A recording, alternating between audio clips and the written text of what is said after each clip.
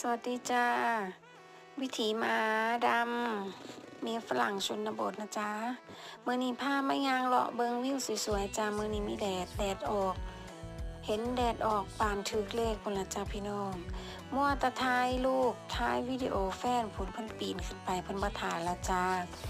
บรรยากาศดีบ่จ้าพี่น้อง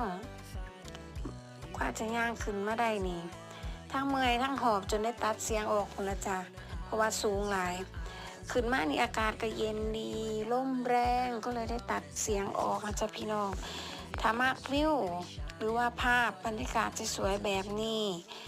จังใดก็ฝากกดไลค์กดแชร์กดติดตามให้เมียฝรั่งชนบทเลยนะจ้าบ๊ายบาย